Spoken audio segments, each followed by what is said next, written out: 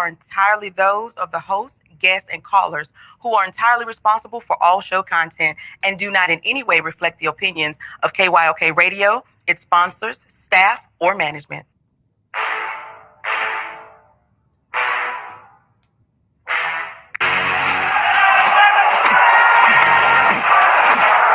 When you walk out on that field today, ask yourself this question.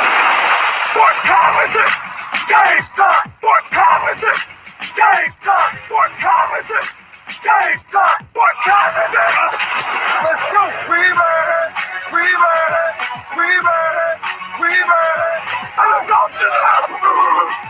I'm going to the house! When I step on the field, I send one message. And this is what it feels like. This is what it feels like. Football is getting hit. That's it.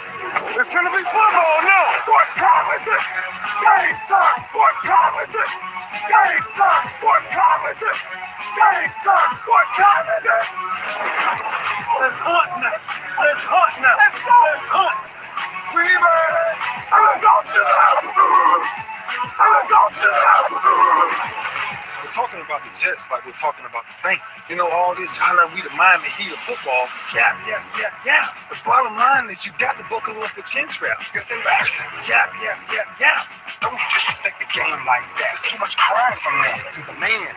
They can be hit just like us. He's a man. You already make the big money. He's a man. Don't cry when you step on the field, man. That's war out there. When I step on the field, I send one message. And this is what it feels like. Oh, my bad. Your bad don't work in my world. What time is it? Game time. What time is it? Game time. What time is it? Game time. What time is it? Let's go. Let's go. Let's go. We made it. I'm going to the house. I'm going to the house. It's a wrap. Game over. Nope. Game is not over. It's just getting started right here on the lunch break on the legendary KYOK and the all-new 92.3 FM. AJ Jones on our Winning Wednesday. And, boy, I tell you what, there better be some winning later on tonight for your Houston Rockets, because if not, oh, boy, I don't want to see how this is going to be if they don't pull this one out tonight. I said on my morning updates and broadcasts that if the Rockets lose tonight, if they win tonight, they go on to face the LA Lakers in round 2. If they lose tonight, they got to come home to Houston and face the fans and Tillman Fertitta. And I just don't think that they want that. And again, I know you've got folks out there saying that Rocket fans are wrong for thinking that the Rockets are going to blow this up if they lose tonight. And we're talking about in the first round to the Oklahoma City Thunder, who, no, they're not slouches, and no, they're not trash, what have you. They are the number 5 seed. But you got to understand that the Rockets were supposed to get past OKC. They were supposed to get to at least the Western Conference Finals, if not the NBA Finals. And if the expectation was lower than that, then they need to just quit doing what they're doing.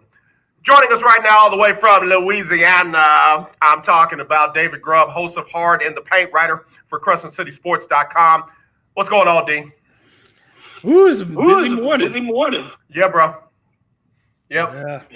Yeah. I just finished up recording one. I got another one this evening, but yeah. How do you do that 2 in a day? I mean, I do updates in the morning on several different stations. I do the show, and then I do updates on several different stations in the afternoon and evening. But, bruh, how do you do 2 shows, Tom Joyner? Sometimes I think the most I did in a day was 4. I did 4 podcasts in one day because that's when everybody was available. Okay, I got you. It's good to have a supernatural gift to run your mouth for extended periods of time. I get in trouble because after a full day of talking, I don't want to talk. And there are people in my life that love to talk, and they want to talk about deep and intimate stuff. And I'm just like, I don't feel like it. How you handle it? There definitely, like my evening, as the evening gets down, I get to the point where I don't have really much to say. Like you said, I'm kind of talked out. I want my peace and my quiet. It kind of helps me get ready for the next day. Right. I need that. I need like absolute silence. Yep. Before the end of my day, I need that. I crave it because I am. Yeah, it's such an audio. I'm just always assaulted by sounds, my own and other people's. It's just at some point you just want. I turn everything, like even the TV. Like if I'm playing a video game, I turn it on mute because I don't want to hear anything for a while. Yeah. Yeah. When I worked at the WYLD in New Orleans and was working the 7 to midnight, bruh, before I got in and after I got off, I didn't want to hear no music. I just heard 5 hours of it. I was getting ready for 5 hours of it. 6 days a week. I just, people are like, where's your stereo? Stereo? Are you kidding me? No, I didn't want, when I was in TV, when I was doing production and I was doing those overnights, you come in at 9 o'clock and you work till 5 a.m. And I had seen, I've watched so many episodes of Jerry Springer and infomercials and all this.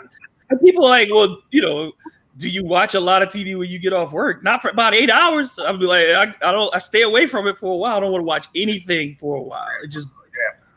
Yeah. We're not complaining, bro. We just try to help folks understand us a little bit better because we're not quirky. It's just, when I waited tables, I ain't feel like, when you come home, you don't want to cook or serve a meal right there. You just do whatever job. If you sell cars, you don't want to come home and talk about cars immediately. Yeah. Just, can I leave some of that over there for a minute? And people always, for us, it's like, I get so many messages about people asking me for information or for my opinion on something.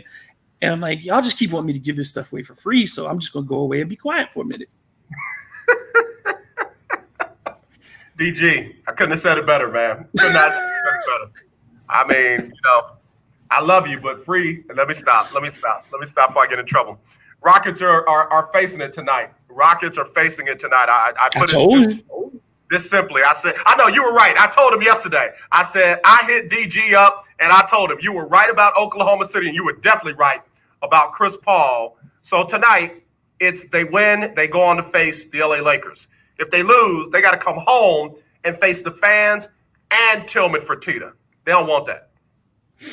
No. And the guy both of them are on in the spotlight. And there's been a lot of discussion the last 2 days about Russell Westbrook and his $40+ million and how awful he was over the last 5 minutes. But you also cannot excuse James Harden, who did not score a basket in the last 5 minutes, who took himself and placed himself out on the wing, didn't drive to the basket, didn't attack the rim, didn't demand the ball from Russ. And I don't care if you were in transition or not, you had the lead. Like the Rockets had the lead. And I understand your pace is your pace and you want to play that way. But this is the playoffs and you have to make sure you get buckets. And they weren't doing that. And that's been the Rockets' problem for years now, is that when they get into the fourth quarter, they're still doing the things that they did in the first quarter. And they don't adjust. And it doesn't matter who has been next to James Harden. And part of this, too, is we've seen this from James Harden for multiple years, that in fourth quarters of big games, where has he been? Where has he been? Let's go back, against Golden State. Where was he in that game 7? You go back to before that. Where was he? This is a regular occurrence. He does it in the regular season. He does it in the postseason. There are times, we saw it last year with him and Chris Paul, when he would just stand off on the side of the court and not really do anything if he wasn't involved in the play, or he felt like he wasn't involved in the play, which in basketball, where there's only 5 people, I don't understand how you're ever not involved in the play. Right. It's not like you got 11 or 10 other players out there on the football field. Somebody brought something up, and I want to go back to James Harden and what he did and didn't do after this break. We'll do that next, right here on the lunch break on the legendary KYOK and the all-new 92.3 FM. Exercise your right for change on Election Day. Don't talk about it. Let's be about it. So let's roll to the polls in record numbers, and we can make that change. This message is approved by KYOK 1140 AM, 92.3 FM, and KYOKradio.org. I am a non-attorney spokesperson representing a team of lawyers who've helped people that have been injured or wronged. Have you been diagnosed with cancer? Are you one of the millions who have taken Zantac or other generic versions of this popular drug to help treat stomach issues? Then pay close attention to this message. The FDA said it detected low levels of a probable cancer-causing chemical known as NDMA in Zantac and other generic forms of this popular drug. They've banned sales and even removed it from the market. If you've been diagnosed with cancer and you've taken Zantac or a generic equivalent, call the legal helpline now. You could receive a free cash award and have your medical expenses covered. And there's no upfront cost to you. They only get paid if you win. So please call now. 800-251-7816. 800-251-7816. 800-251-7816. That's 800-251-7816. The legendary KYOK 1140 AM and 92.3 FM. The legend continues. If you are trying to quit drinking or doing too many drugs, listen to me. You don't know me and we'll never meet. I had a problem like you once. I drank and used to party a little too much till it got out of control and almost ruined my life. I realized I needed help to fix my problem before it totally destroyed me. If you've tried to fix your drinking and drug problem and you know you can't do it alone, you need to call the National Treatment Advisors. They'll immerse you into a 30-day program to replace your old habits with new habits and totally change your life. And if you have PPO private health insurance, the entire program may be covered. Fix your problem right now before it gets any worse. Get clean. Call now and learn more. 800-961-2730. 800-961-2730. That's 800-961-2730. This is Jasmine Highsmith, and you're having a side of sports with your lunch here on the lunch break on the legendary KYOK. All right, y'all, we're back on the lunch break on the legendary KYOK and the all-new 92.3 FM. I'm AJ Jones. This is our Winning Wednesday, and we're talking about the Rockets winning tonight at 8 o'clock Central, live on the mothership ESPN. It is Game 7, Rockets, Oklahoma City. Got David Grubb, host of Heart in the Paint, and writer for CrescentCitySports.com, joining me on the show. So one of the local guys wrote something about James Harden doing what Kobe Bryant did a while back, where he didn't take a shot. Yeah, against the Suns. LeBron James had an outing where he didn't.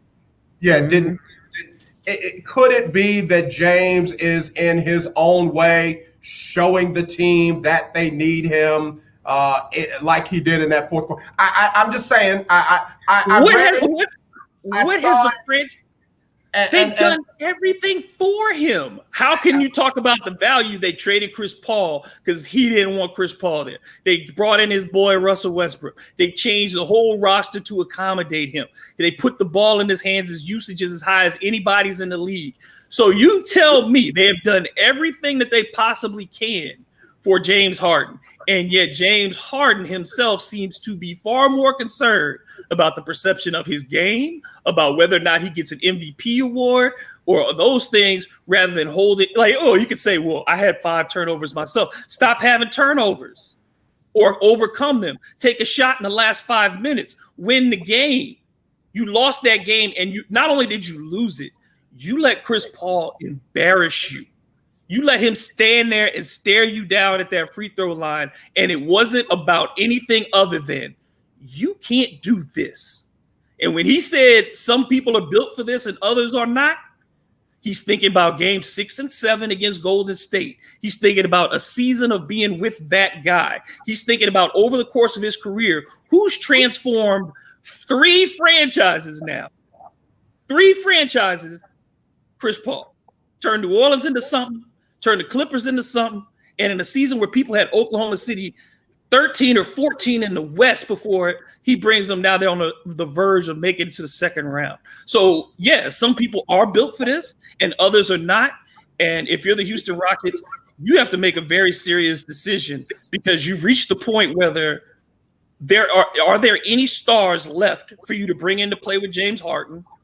And have you reached the point of financially diminishing returns? Because you can't put anything around 2 guys when they make $80 million of your cap.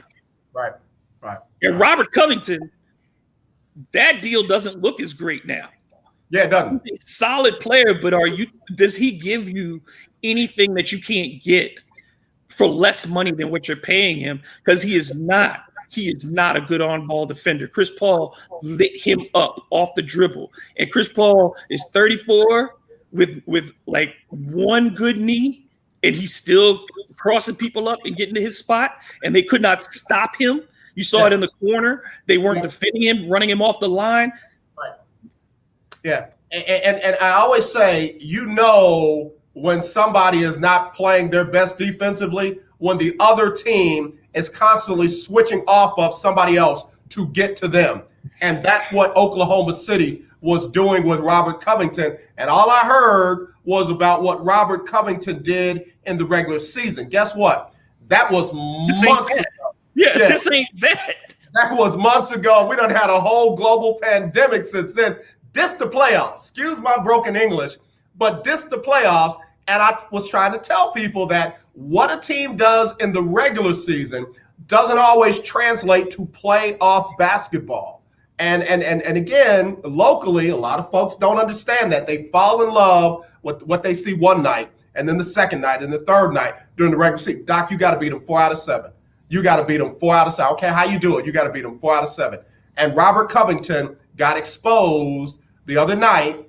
And the question is, if James Harden is pouting, why is he choosing to pout during the playoffs? Like, bro, this is the wrong time to have a hissy fit. Now, I'm not trying to disrespect the man, but if writers are going to write those kind of articles, then they've got to be ready to receive the response to their articles. You're not in a vacuum. You're not just writing to yourself and nobody can respond to it. So if you're saying that James Harden could possibly be trying to send a message, it's the wrong message at the wrong time. And this is why he doesn't have the kind of belovedness with the fans that he should.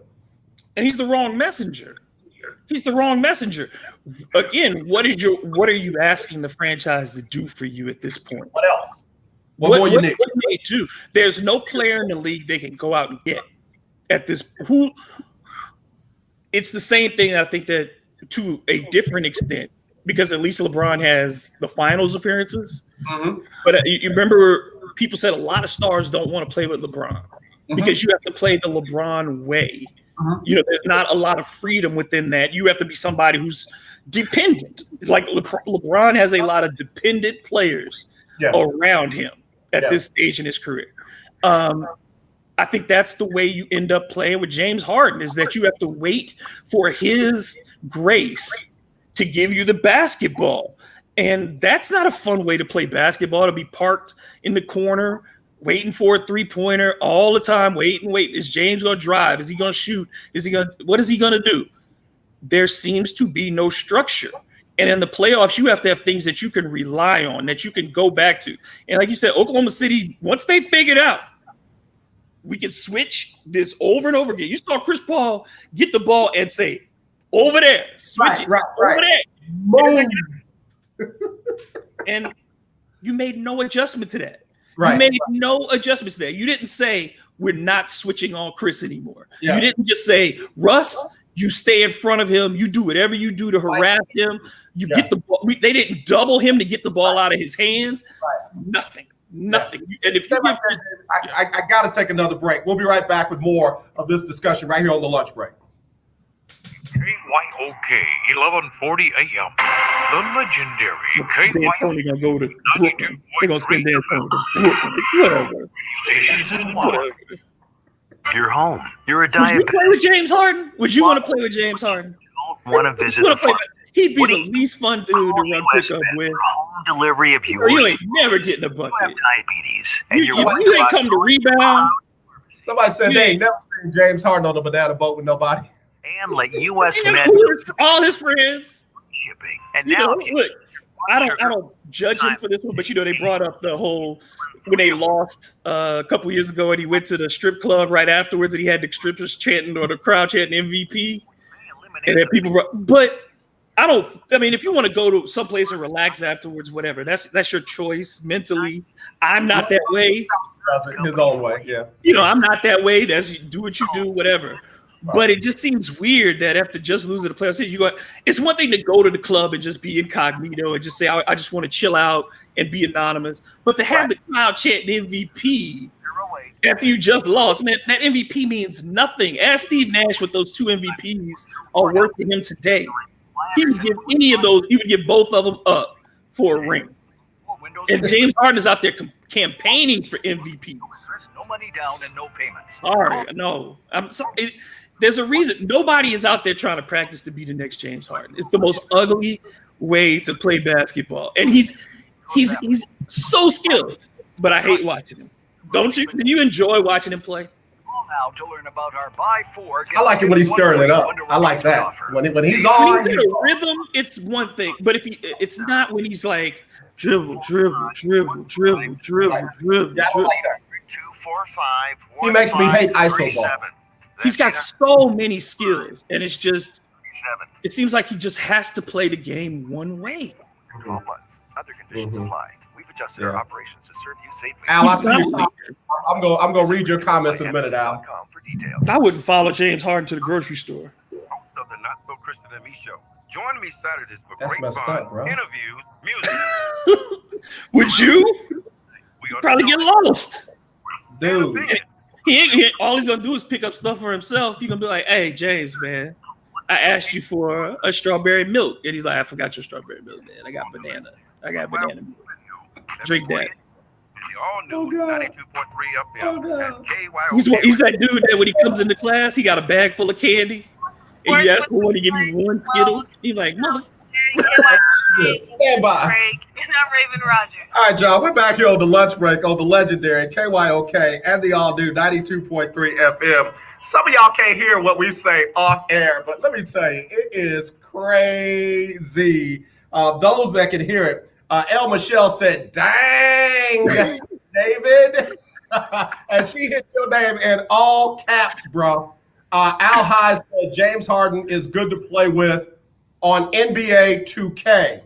Al High also said best James Harden was at OKC with Kevin Durant and Westbrook. But again, remember, he was a sixth man then. He wasn't, in that starting lineup. So, he could come in and be the Vinnie Johnson. He could come in and be that guy off the bench that could take it over. But again, James came into a scenario where he was the man. And, again, I'm not saying he's been trash here in Houston, but you got to look at, we've seen this story before.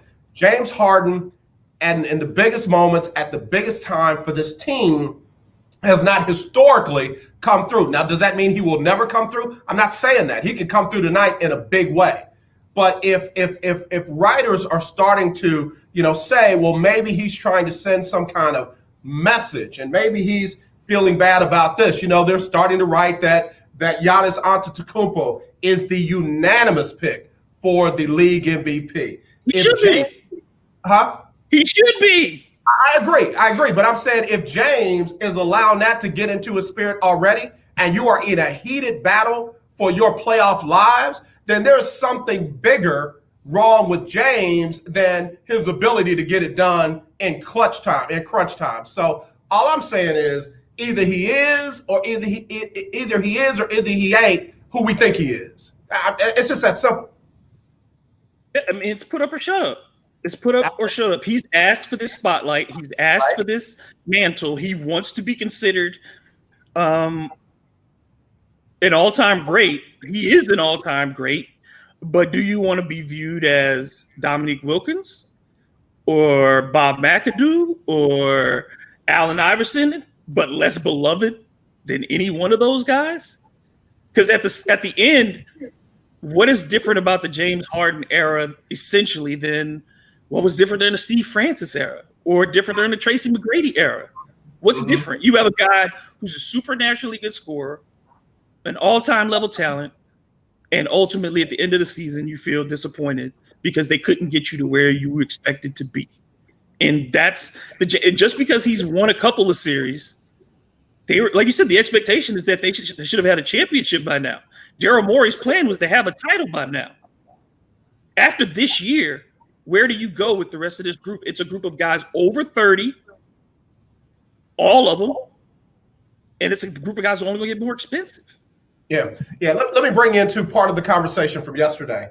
I got in trouble because I said that the future for the Dallas Cowboys and the Dallas Mavericks is brighter than the future for the Houston Texans and the Houston Rockets. And it was because of exactly what you just said there. When I look at the makeup of the Rockets lineup, they're in a win now mode. You're not talking about this team for the next 5 years without a major makeover. With the Dallas Mavericks, you can see Kristaps Porzingis, you can see Luka Doncic, you can even see, Tim Hardaway Jr. with that team. Steph Curry. What's my guy off the bench that Finney-Smith, and, the one that came over in the trade from the Knicks. Tim Hardaway Jr. and Courtney Lee, and I mean they got Dallas is a player away, is a wing away. Dallas is Trey Burke playing well for them. That's what you can see that team the nucleus of that team together for the next 5-7 years. That conference is now Houston might be the fourth or fifth best team in the conference very quickly. I mean, in the division, in that Dallas, division, behind New Orleans, could be behind Memphis. I mean, they could be number 4. So, and then when I look at the Dallas Cowboys, you mean to tell me CeeCee Lamb, what's my other wide receiver that they got? They got 3 wide receivers that are young and exciting. You got a quarterback that, no, he's not Deshaun Watson, but he ain't that far off. And then you throw in Ezekiel Elliott, and you mean to tell me I'm supposed to get excited over Deshaun Watson and Brandon Cooks and Randall Cobb and Will Fuller? And don't give me J.J. Watt is that much better than DeMarcus Lawrence. David Johnson? Like, the over-under on the Texans this year is now down to like 7. And a lot of people thinking that they could be as low as 5 for the Texans. If they win 5, 6, or 7 games, because remember, they got outscored as a team last year. For the season, they were outscored, which typically is a team that's 7-9, 8-8. That's what this team is. And that was last year with more talent. So you're talking about this year, they're going to – all things being equal, the NFL season always ends up being something that we don't expect in some way or another. But I would say in that division now, are they the only team I'd say they're better than is Jacksonville? That's the part. I mean, I don't give Phillip Rivers a whole lot of credit for leading the Colts where everybody thinks he's going to go. Maybe last year was an aberration. Maybe he's going to be some fraction of the old Phillip Rivers. If he does, great. Again, so that's a question mark. But Tennessee, you're just going to automatically put the Texans over Tennessee based on what? They got to the AFC Championship game. The Texans have never smelt it. The last game the Texans played, they got to go see it. 51-7. 50. That shows you how far away they are. And that was last year's team, which was better. And I would also imagine the locker room was better because I think that the message in that building with Bill O'Brien is not resonating with guys who don't trust him, who look around and say, you've already decimated our roster. You've given away our best wide receiver, one of the top 5 players at his position in the league, top 3. And we've watched this for years now. Why would any of those players in the locker room believe that they're going to win anything soon?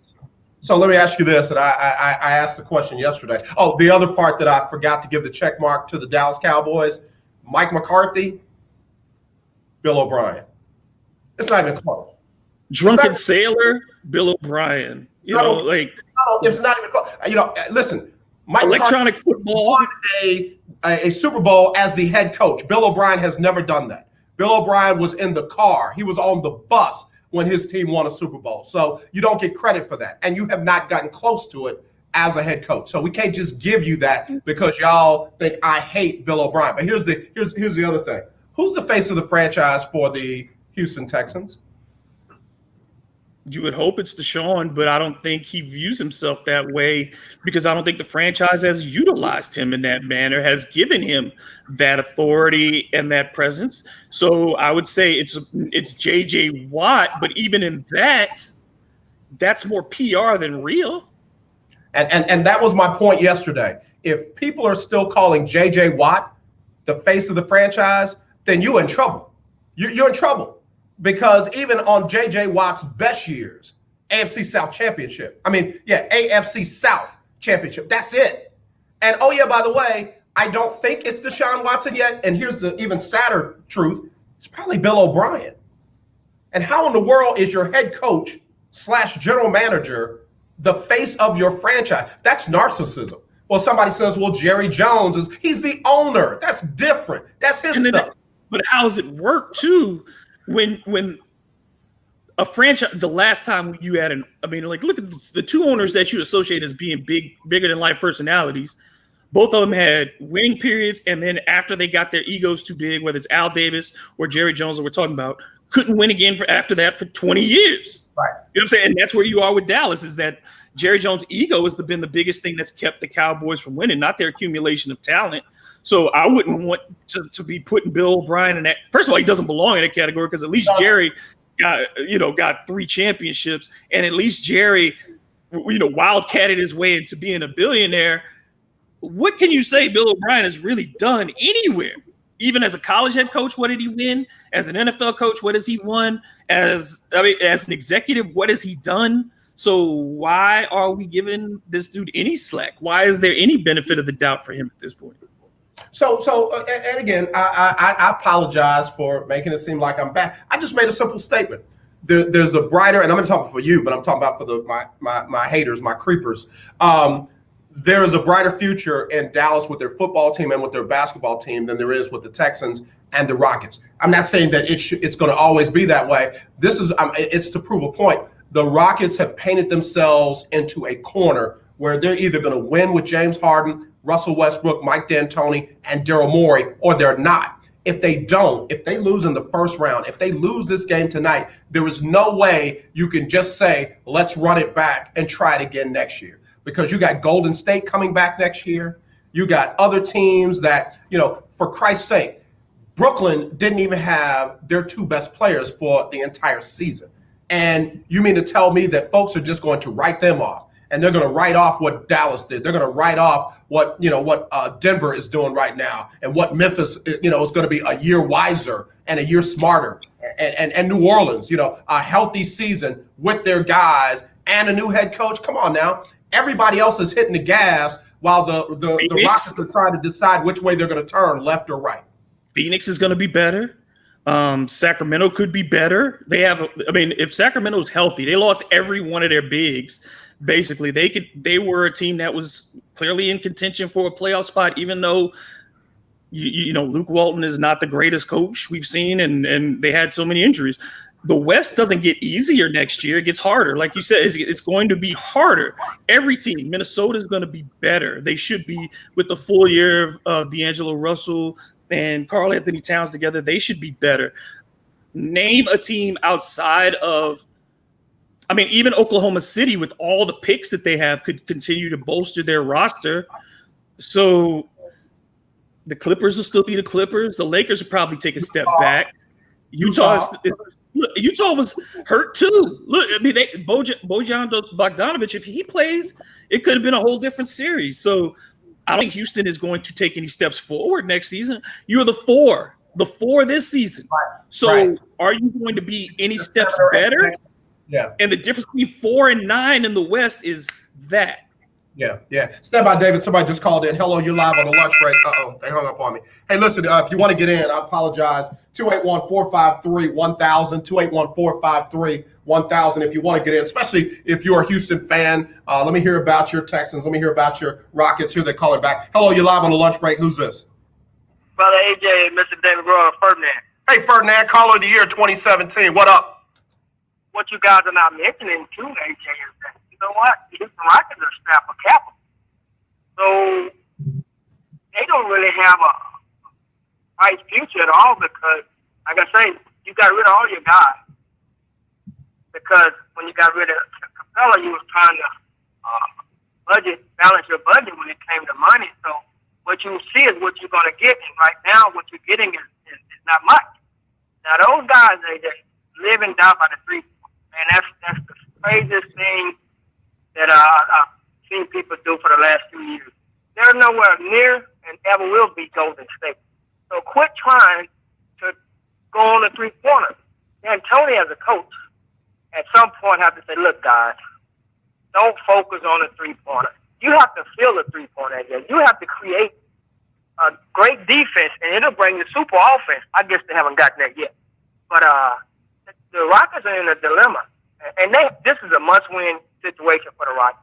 We know David Grubb that even when they go up against the Lakers, they're going to lose, but at least get out of this round. Because if you don't, you're really doing, not only themselves a disservice, but you're doing, you have fans that really, really, root for the Rockets. But AJ, we started to get let down year after year after year. And AJ, since you've been broadcasting, we've always talked about the Rockets' defense. It hasn't gotten better, and it doesn't look like it's better right now. Ferdinand, as always, good stuff, brother. You be safe out there, man, and thank you again. I can't thank you enough for who you are, bro. Oh, yeah, appreciate it, guys. Y'all keep up the good work. All right, appreciate you. Ferdinand brought up some very good points. I can't argue with any one of those, and let's just say it. Mike D'Antoni is not one to make adjustments. He is willing to ride his system the way it is until it doesn't work, and then say, well, that's who we are. We're not chameleons. We're not going to change overnight.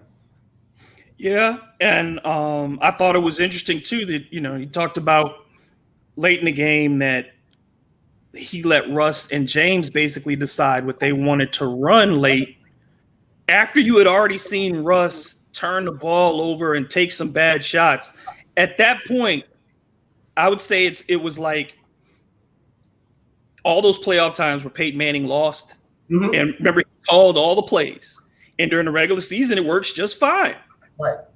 In the playoffs, when a team has had time to prepare for you and understand all your tendencies again, and to make sure that they focus on taking away the things that you do really well over the course of 7 games, then that stuff starts to get exposed. If you cannot create something different, if you don't have guys, this is my thing with the NBA. When we talk about the talent level, yes, physically these guys are more talented than they've ever been.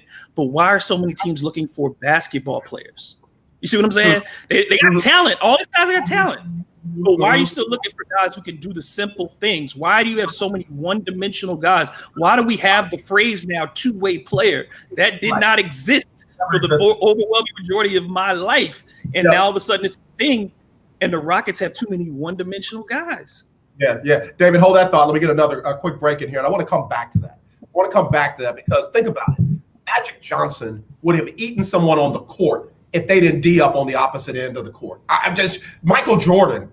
We'll be right back right after this on the lunch break on the legendary KYOK and the all-new 92.3 FM.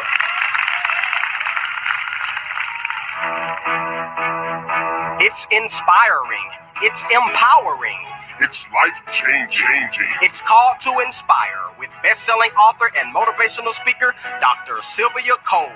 Tune in every Tuesday morning at 11 o'clock here on the legendary KYOK, 1140 AM, 92.3 FM, and KYOK.org.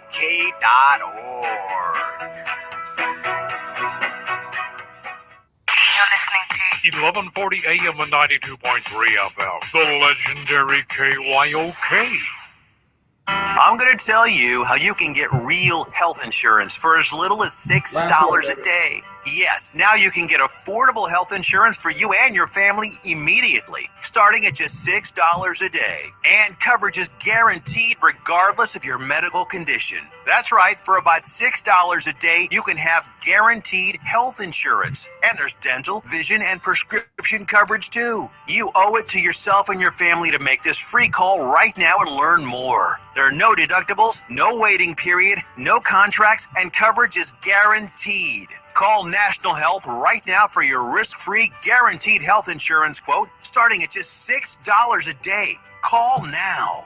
800-797-0921. 800-797-0921. 800-797-0921. That's 800-797-0921. You're having your lunch on the lunch break with KYOK. All right, y'all, we're back here on the lunch break on the legendary KYOK and the all-new 92.3 FM. I'm AJ Jones. It is our Winning Wednesday. I want to say Freestyle Friday so bad. Good Lord, I'm ready for this week to be over. But anyway, we're back here at it. And we were talking before the break about D'Antoni not making adjustments, and I was there in the media room after the Rockets went 0 for 27 in that stretch, lost that game 7. They had 2 chances to win one game, and it all hinged on CP3 going down with the hamstring. James Harden could not get them over the top, and he was as much of a part of that 0-27 as anybody on the team. And D'Antoni said, "Hey, listen, that's who we are. We weren't going to change overnight. We just kept trying. It didn't work, and here we are." And he was okay with that. Fast forward to today. They're going to come out and they're going to do what they are used to doing. So on that last play, when he said, this is what the guys wanted to run, other than James, other than Russ, who else knew what they like to run? Chris. Why? He ran it the season before. He knows James's tendencies. He knows Russ's tendencies. It's the playoffs. These guys study this stuff. So you literally played right into the other team's hands because of your inability to make a minor adjustment on a whiteboard. Here's what we normally do, but we're going to put a little wrinkle on it. He doesn't do that, and it costs him. Yeah, I mean, your system, if you are a prisoner to any system, that limits your, the whole thing about D'Antoni's greatest success is that it relies on the creativity of an elite player. It relied on Steve Nash's creativity to create those opportunities in Phoenix. And it relies on Harden's ability to get in the paint and create opportunities for others in this offense. Yeah. It's too dependent. It cannot function. That was the whole premise. Like, you don't have to run the triangle, but the premise of the triangle, the philosophy of it is that the ball has to be shared. Because it's a basketball, any sport, it's psychological in as much as it is physical. And if the ball does not move, if people don't get touches, if people don't go through the motion of going through setting screens, you get lax at it over the course of a game. You start to see your hands drop a little bit lower. You don't run that screen as hard. You don't set it as physically because you don't do it over the course of a game. And I think that's part of the problem is that D'Antoni is a prisoner. Even though this Rockets offense doesn't look like the Phoenix offense, he's a prisoner to, I'm going to construct the roster in this way, and these guys can't do anything else. They cannot function in a half-court offense. They can't do something when there's 10 seconds on the clock and you take away Westbrook or Harden. They're stuck. Yeah. You also bring up a point. Ferdinand brought it up, and I said it yesterday. This team, this Rockets team, is built to beat a team that's not even in the playoffs. This team was constructed to beat the Golden State Warriors, to get over the hump for Golden State. Golden State is not in it. And now you got to play against other teams that match up as well, if not better than you. And those that don't know your tendencies. So guess what? They can draw a defensive scheme up for what you do. How in the world are the Rockets going to get through this series and the next trying to beat somebody that's not there? They again put them up against the Lakers. I think they could give the Lakers problems because of their inability to guard the backcourt, and that Portland's backcourt just got decimated. Houston would have an opportunity, but you'd have to think Lakers would pound them on the inside. We just keep going inside. McGee, Anthony Davis. You just go send bigs and just try to wear Houston out on the inside. They've just been fortunate that Oklahoma City only has one in Steven Adams. It's not like Steven Adams hasn't been effective because he's been really effective. Yeah. He's shooting a high percentage. He's been killing them on the glass. Yeah. So, but the Lakers are sending 3-4 guys like that at you, and Marcus Morris, who's going to come out there and bully people. So, I just don't see that. Is another second round exit or a first round exit, what does that mean? You're not going anywhere. And like I said, there are no options on the horizon. There are no other players to go out there and get. You ain't getting Giannis. He ain't coming to Houston. Giannis ain't coming to Houston. So who's out there for you to go get? I tell you what, let me say the blasphemous thing that people don't want to hear. I would trade Harden for Giannis tomorrow. I sure would. Milwaukee ain't making that trade. I know they ain't making the deal, but if they Milwaukee ain't even answering the phone. Listen, if there was a way to get her done, I would be all right. Yeah, but Giannis doesn't hit from the outside. James hits from the outside, and where has that gotten us? And where has that gotten the Rockets? So Giannis got 2 MVPs, got 2 best records in the league back-to-back years, Defensive Player of the Year, and he's 25. Give me Giannis every day of the week, man. Give me Giannis every day of the week. Valencia, we gave you a lot of love in the early part of the show, so appreciate you checking in, Niece. Host of the Dialogue on Instagram and Real Talk Sports in the Dallas-Fort Worth area. Let's go ahead and sum it up tonight. You were right last time. What you got? What do you see tonight? Oklahoma City by 7. What? Yep. I think they broke the Rockets mentally last game. I think they broke them because now I think Russ is going to come out and push and press even harder. I think James is going to take a lot of shots because his legacy is on the line. If he were Allen Iverson, this is what I would say. If I'm James Harden, you have to approach this game like Allen Iverson would a Game 7. It ain't going to be settled on jump shots. You got to settle this one at the rim. And if you're James Harden, my goal tonight would be I'm going to attack the basket constantly. If I got to shoot 45 free throws myself tonight, that's what it's going to be because I'm attacking the basket. I'm not shooting double-digit threes. I'm going to shoot some because that's my thing. But this has to be an Iverson night where if you're going to go down, you're going to go down attacking. If you go down shooting, it ain't going to look good, man. Ain't gonna look good. This is Muhammad Ali versus George Foreman. This is Muhammad Ali versus George Foreman.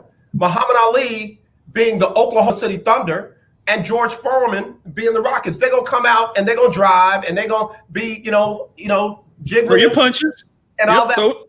But at the end of the game, they run out of gas because they did all that driving, and it's hard to hit threes with tired legs.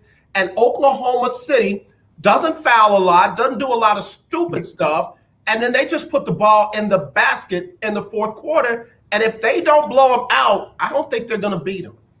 No, in a close game, you give the edge to Chris Paul. You think he's going to make the better decisions and that his team is going to respond in a different way. You notice that they are following his lead. The Rockets, the emotional center of the Rockets is PJ Tucker. I mean, if you ask me, every night I know that PJ Tucker's going to bring it. And he's not going to mess up, but he can't be the emotional center of that team because he's not. It's one thing when it's Draymond Green, and Draymond Green's a defensive player of the year and an all-star. PJ Tucker's I love PJ Tucker. But at 6'6", he can't be that guy. He just can't do that. And it's not fair to make him the emotional center of that team because Russ ain't been in the locker room long enough, and James is not that way. You're not going to be inspired by James Harden. That's just not who he is. And that's not a fault. Some guys just aren't that way. This is troubling. Go down the list. Go down the list of players in the league right now. And if you had the last possession, not a shot, the last possession, how many guys are there in the playoffs right now that you'd rather have the ball in their hands than James Harden on that last possession? It should be him. It's got to be him. It must be him. So it's been written. So it's been said. So it is. But I'd feel more comfortable with Giannis on the last drive, with LeBron, with Chris Paul. There's just Jimmy Butler right now, the way he's playing. Dude. Okay, hold on. We trading Jimmy Butler Rockets trading James Harden to Miami for Jimmy Butler straight up. He really don't want them problems.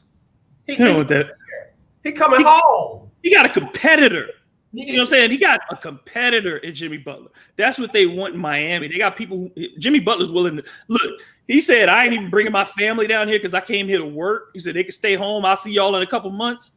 Bro, wait a minute. I need him to get Morgan Freeman on a lick and let him say, I'm coming home. Because that dog in your superstar that, like I said, Magic Johnson is not going to let you not play defense on the other side of the court and you just showtime it. He's not going to do it. He will call a timeout, go back in the tunnel and threaten your mama. Same thing with Michael Jordan. He was like making sure people didn't eat on the plane because they didn't play well. James Harden, that ain't him. They say Russ Westbrook is that way. I don't know. Did Russ ever get out of the first round without Kevin Durant? Did Russ ever get out of the first round without Kevin Durant? I love Russ as a player. I would watch him play one-on-one. I would watch him play 1-on-5 because he tried to win. But he ain't never been out the first round. And Chris Paul taking those same dudes, those same guys for the most part. And what's he doing with them? All I know is Jimmy Butler in Philly was calling dudes out. And that's why he ain't there no more, because they can't take it. He said, give me the four dudes that don't ever play and put me up against the ones that y'all think can play. And was calling dudes out. And he's proven it because he's doing it down there in Miami. Why do you think he's so successful in Miami, though? Because Miami has a culture and an understanding. Like you said, what's the face of that franchise? There is no face of the Miami Heat. Dwayne Wade is the guy who's the iconic player. But there is no face of that franchise right now because they didn't even build that team around Jimmy Butler. Right. Jimmy Butler is not asked to put up 40 every night. He did, the other night where he goes off, but the Miami Heat built a team. And that's always been their idea is we're building a team and we get a star, we're going to be better, but we're going to be able to be competitive with or without a star. And so you add Jimmy Butler to all the shooting they have. And I said that was the one thing. Against Milwaukee, you have to be able to hit the three. Miami don't take a whole bunch of them, but they make them. Yeah. Is that Pat Riley? Is that who put that together? Because that's where the culture starts. It has to start higher than the coach. Because its culture has to be bigger than any player, any coach, because they all leave. Coaches and players are always going to leave. Right. But your organization, the reason the Pittsburgh Steelers have been the same for 75 years is because they have an understanding of who they are. The franchises that win, it's because they are the same. They are consistent. The Spurs win, even, over the years with different casts of players, because there is an understanding of who they are. They've changed offensive philosophies. They've changed defensive philosophies. They still win. 18 years straight. David, I got to do Sybil Wilkes. Let me do Sybil. And I'm going to give you a chance to change your mind about tonight. Because I think you were a little rash. I think you were a little hard on the Beaver. So we're gonna come back, B Rabbit, and we're gonna let you battle Papa Doc. Okay? We'll be right back. We'll be right back on the lunch break after this COVID-19 update from Sybil Wilkes. It's Winning Wednesday on the legendary KYOK.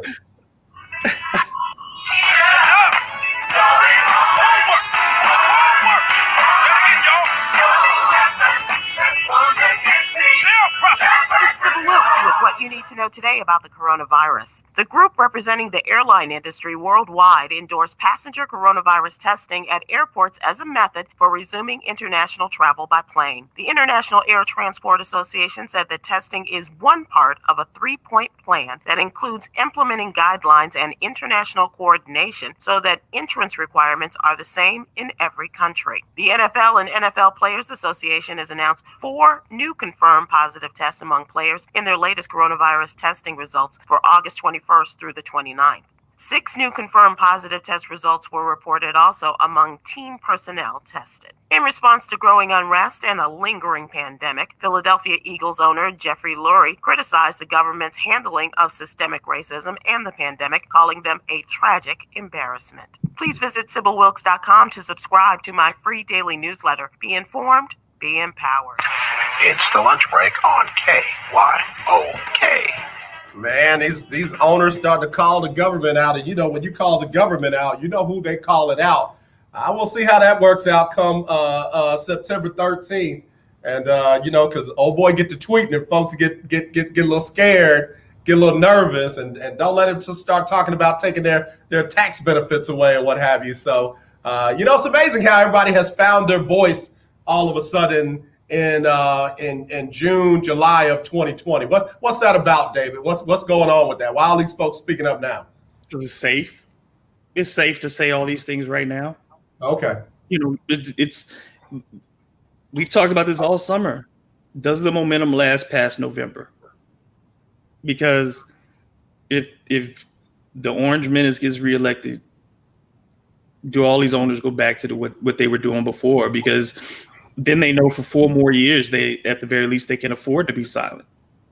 And let me say this, because I vote. I don't want anybody to think that I don't believe in the political and the electoral process. I vote. I'm an independent voter, and I think that each side has benefits and each side has problems.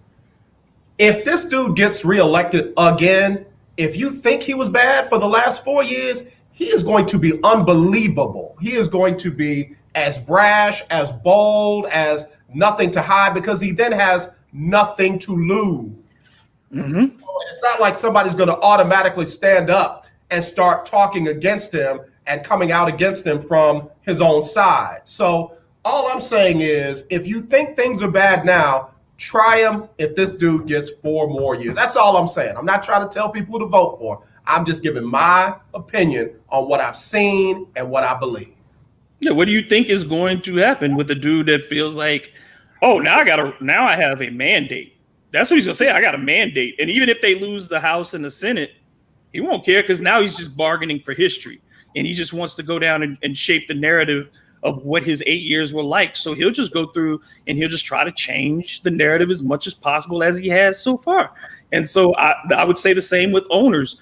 You know, I ask all the time, what is your commitment? What is your real commitment? You keep saying that you're committed to these things. Well, what are you going to actually do?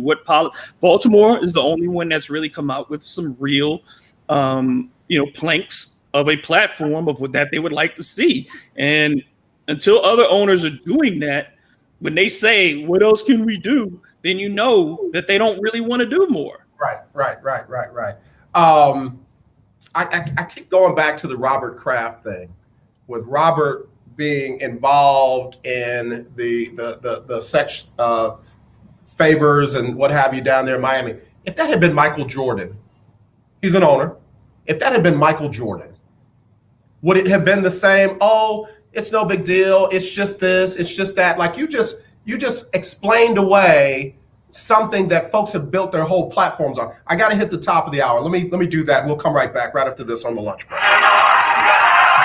The legendary 1140 AM KYOK Conroe and 92.3 FM K222CX Houston. Views and opinions expressed on all radio shows broadcast on KYOK are entirely those of the host, guests, and callers, who are entirely responsible for all show content and do not in any way reflect the opinions of KYOK Radio, its sponsors, staff, or management. All right, y'all, we're back here on the lunch break on the legendary KYOK and the all-new 92.3 FM. I'm AJ Jones, along with David Grubb, host of Hard in the Paint and writer for CrescentCitySports.com. Before you answer that question, we'll come back to it. Somebody just called in. Let me give them some airtime. Hello, you're live on the lunch break here on the legendary KYOK. Who's this?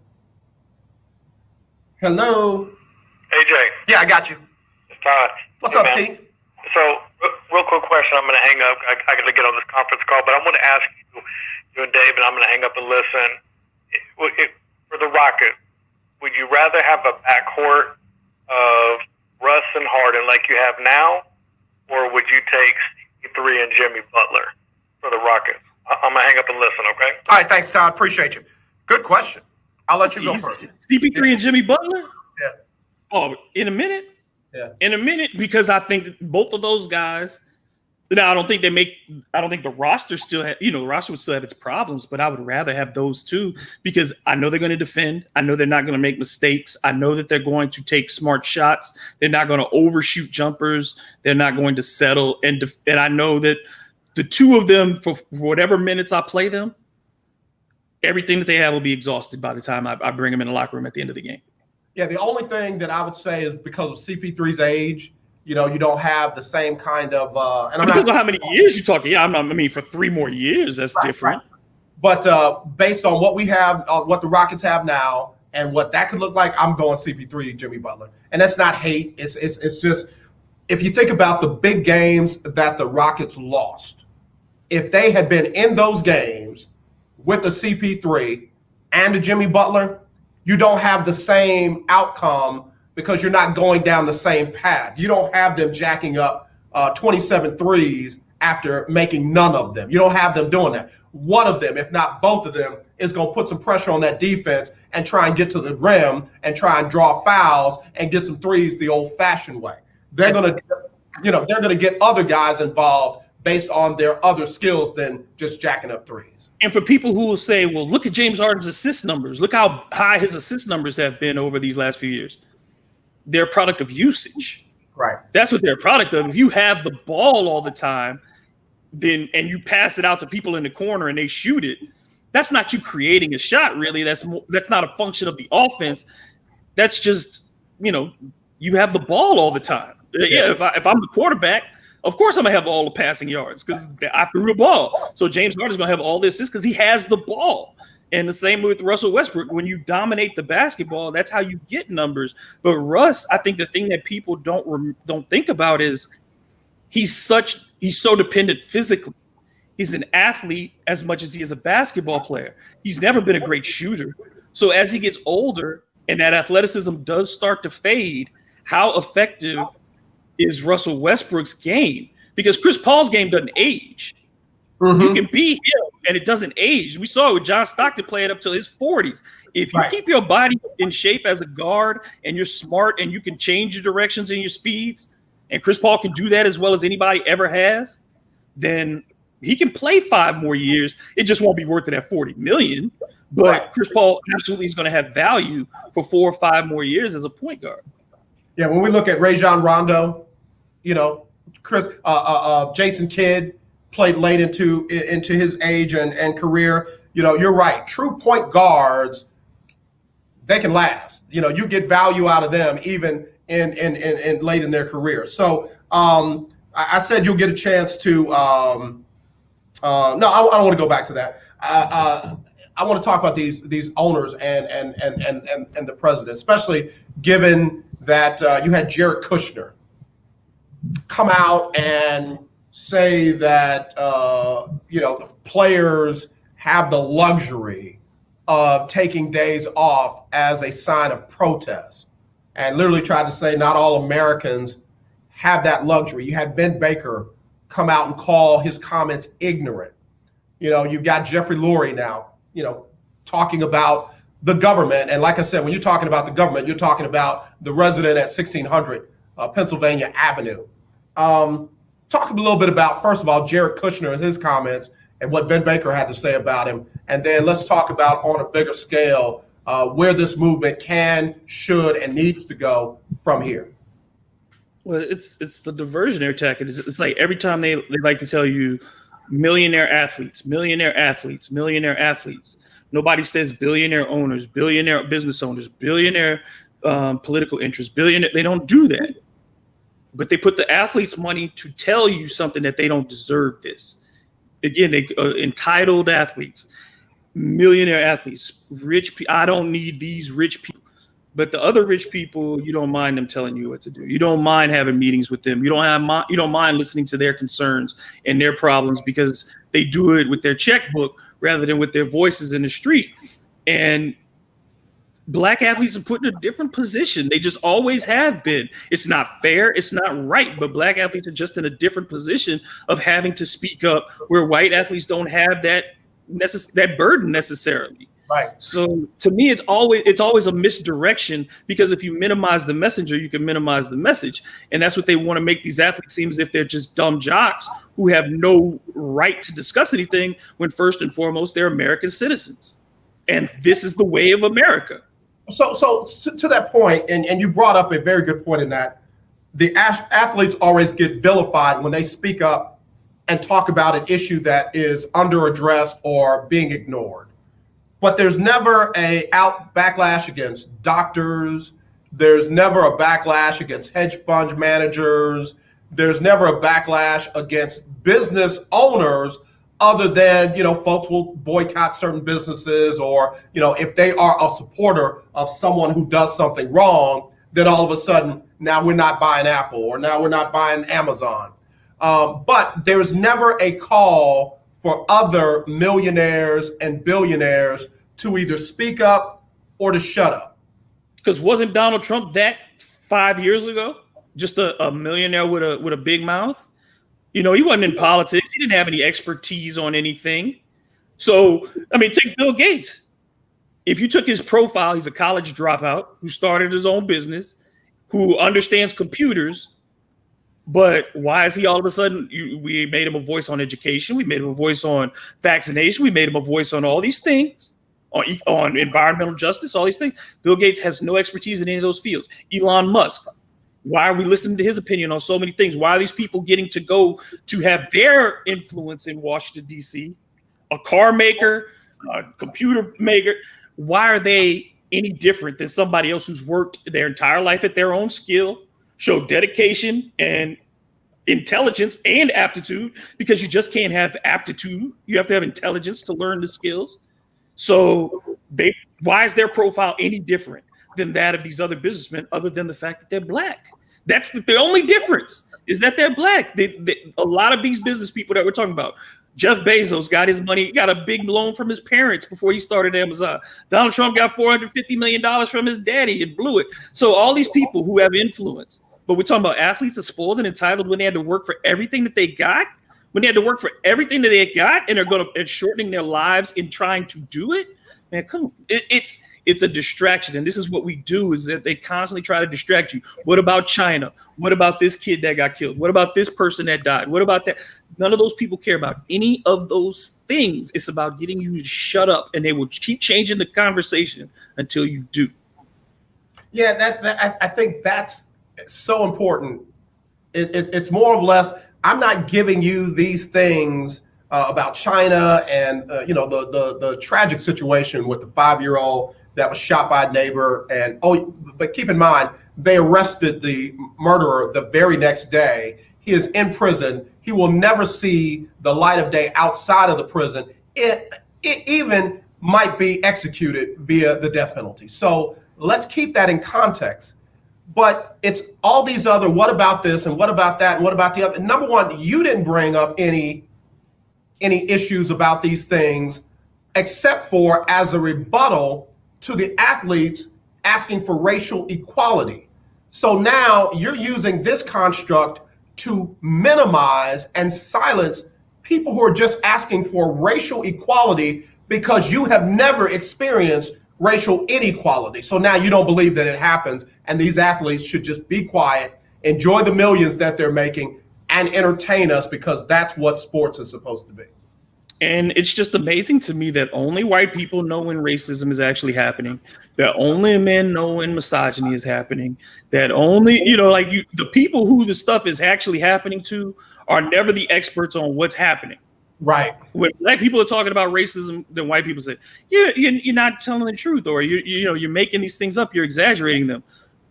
But when they want to remember something, and they want to tell you to remember the history, and they tell you so much about how you don't understand history, and they're misquoting and misciting and misstating the history of this country.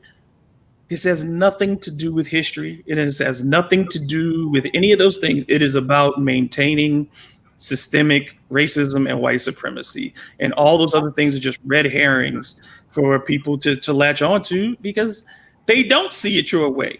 Right. They always are going to view you. I mean, like, it's the otherization that we talked about it so many times. We are not them, and we are not seen as them. When they talk about America, they don't include us in it unless we are willing to comply. They don't want a true melting pot. They want you to comply. They want you not to assimilate. They want you to lose yourself. That is not assimilation.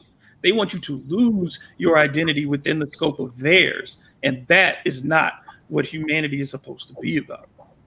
Yeah. Got to take this break, man. But when we come back, I want to go back to that Robert Kraft, Michael Jordan scenario. So don't let me forget. I'm a little older than you. Mm-hmm. Don't let me forget, because there just seems to be in this season right now the ability to explain one thing away that's wrong, and then to highlight other stuff as if it's the worst thing in the world. So we'll do that when we come back. It's the lunch break on the legendary KYOK and the all-new 92.3 FM. It's Winning Wednesday. We'll be right back right after this. Presenting a team of lawyers who've helped people that have been injured or wronged. Have you been diagnosed with cancer? Are you one of the millions who have taken Zantac or other generic versions of this popular drug to help treat stomach issues? Then pay close attention to this message. The FDA said it detected low levels of a probable cancer-causing chemical known as NDMA in Zantac and other generic forms of this popular drug. They've banned sales and even removed it from the market. If you've been diagnosed with cancer and you've taken Zantac or a generic equivalent, call the legal helpline now. You could receive a free cash award and have your medical expenses covered. And there's no upfront cost to you. They only get paid if you win. So please call now. 800-251-7816. 800-251-7816. 800-251-7816. That's 800-251-7816. The legendary KYOK 1140 AM and 92.3 FM. The legend continues. If you or a loved one is a survivor of abuse by Boy Scouts of America representatives as far back as the 1970s, we urge you to speak up. We'll stand with you and get you the help and financial compensation you deserve. A jury in Portland, for example, awarded $18.5 million in punitive damages in one Boy Scout sexual abuse case. The Boy Scouts of America filed for bankruptcy, and funds have been set aside to compensate those injured. Time is limited, and so are the funds. Call today. Don't wait. For free information on how to file your claim, call All Survivors Advocates right now. We have a long track record in helping our clients get the legal justice and compensation they deserve. Please, we are ready to help you. Call today. 800-351-7914. 800-351-7914. 800-351-7914. That's 800-351-7914. Hey guys, this is your girl Brandy Nelson, and you are listening to The Lunch Break on KYOK. Hey, y'all do me a favor. Keep sending your thoughts, your prayers, your condolences to Brandy Nelson Mack and her family. As I mentioned a couple of days, beginning of the week, her father passed away. Dr. George Nelson. He was a mentor of mine, friend of the show, and just a really good man. And that comes 3 months after her mother passed away. So please keep that family lifted in your thoughts, your condolences, and your prayers. Again, Brandy Nelson Mack, her brother, her 2 children, and that entire community, because he was an advocate in that Brenham community. If there was something going wrong, you better believe Big George Nelson was there trying to make it right. So we want to keep them lifted. All right, back with David Grubb, host of Hard in the Paint, writer for CrescentCitySports.com. So Robert Kraft gets caught in the middle of, at worst, paying for sex, prostitution. Whether it was just an act or what have you, it's illegal. People in his own community was like, oh, he's done too much good for our community and for the NFL and all these different things for us to turn our backs on him. Mm-hmm. But yet, Colin Kaepernick has done good for the community. If Michael Jordan had been the person, not Robert Kraft, it would have been, see, these people or you people are always committing crimes. That's sex trafficking. That poor little girl she was forced to do that. You had all the power because you are the big billionaire owner. None of that was said about Robert Kraft from his own community. Remember, look, Lawrence Taylor was in the same situation. I think it was about, I want to say 10, 12 years ago when Lawrence Taylor, might have been longer than that because time flies, but Lawrence Taylor was arrested for being in a hotel room. He hadn't done anything yet, but he had solicited a prostitute and she ended up being underage. Right. He, his whole thing was, I didn't know she was underage. I didn't pay for that, whatever. But he didn't do anything. Robert Kraft was a repeated visitor to this place. And on video. And on top of all those things, it's like you said, this is not just a crime. This isn't just soliciting of prostitution where you have someone who is willingly engaging in prostitution. You are dealing with something where a person is doing this under duress. So there is this greater depth to it. It's the same reason nobody, talks about the Jeffrey Epstein stuff, and nobody wants to bring those things up about who was on the island with him and who was on the plane, because it's about powerful people and protecting them. We don't have that power. Michael Jordan doesn't even have that power, and he's one of the wealthiest black people in the world, And Michael Jordan doesn't have that power to overcome that. He doesn't have the power to overcome that. If he was arrested for being in that situation, prostitution is one thing. You know what I'm saying? People will overlook. But if it had been this and it had been Michael Jordan, no, he wouldn't get past that. Nike would have dropped him. You know, the Jordan brand would have been in tatters. All these things would have happened because the push would be to get Michael Jordan in prison. It'd be about Michael Jordan has to pay for his crimes. And that's what it would be about. Robert Kraft, you don't writing checkbooks, getting Meek Mill out of jail. None of those things absolve you of what you did currently. Because if Jacob Blake has to have all of his felonies brought up, which nobody, again, no black person has ever said we don't want black criminals to go to jail. We just don't want people shot in the street. So if Jacob Blake dead and they can bring up everything he did, which was unrelated to his death at that moment, then let's bring up the real things that are relatable to people like Robert Kraft. And I saw Jim Irsay on Twitter too, talking about it's time for social justice. Where have you been, Jim Irsay? Where have you been? Also a criminal, an alcoholic, a drug abuser, all these things that he's had, but nobody wants to bring those up. Let any black athlete get caught with being J.R. Smith, having that moment, shirt off, drinking in the club. That's all over the news. Owner get caught with pills in their car and cash, and that becomes something that's a problem. It's an addiction. He needs help. For black folks, that's just who you are. You are criminal. You are a savage. You are doing these things. With the amount of drugs that he had in his car, talking about Jim Irsay, the amount of drugs that he had in his car, the amount of money that he had in his car, and I know that they tried to say, well, as an owner, that kind of money is like pocket change. He would carrying that cat with the intent to distribute. He would have been arrested as a distributor and not just as possessing those drugs. But again, there seems to be a willingness to discount or minimize those kind of things, but to highlight and make black athletes and black people the face of, the whole, why didn't black athletes protest when the 5-year-old a white young man got shot? Are black athletes responsible for protesting for everything that is wrong in America?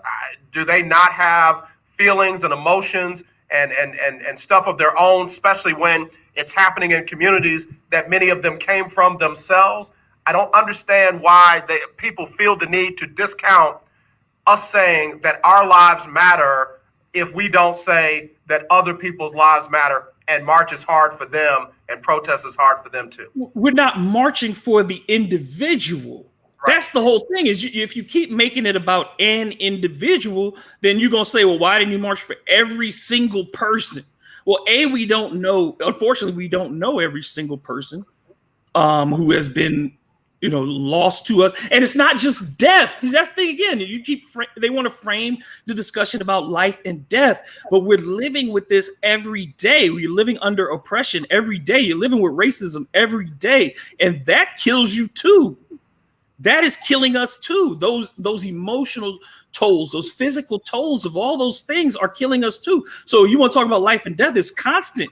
If death is the only thing that stimulates you, then we are dying because of this, and not just in the immediate. We got shot by the police. It's the constant daily oppression that beats down on us, and they want to make it about a hashtag of an individual. The hashtag is about showing another name on the list, right? That we lost for no reason. Yep. It's not about one person. It's not about saying this one life is more important. It's saying that this one life shouldn't have been snuffed out by the government, by the people that you pay your taxes to protect you.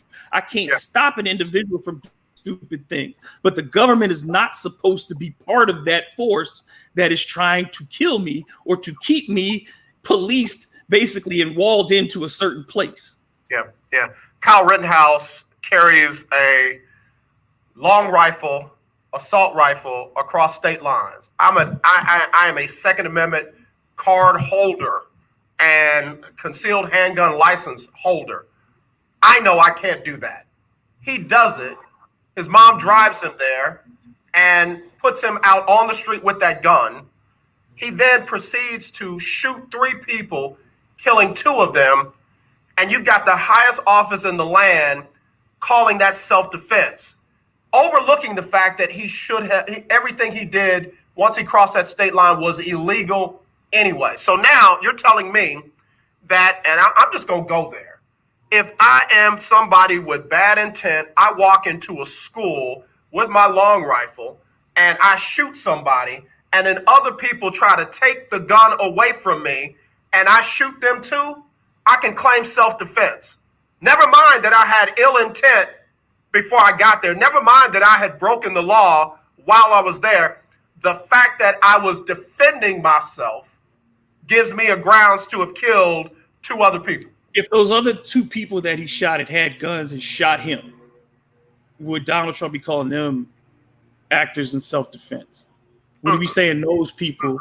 I mean, look, we just saw him go on TV and lie about the business that he was standing in front of in Kenosha, bring in the person who didn't own the business and say that was the business owner.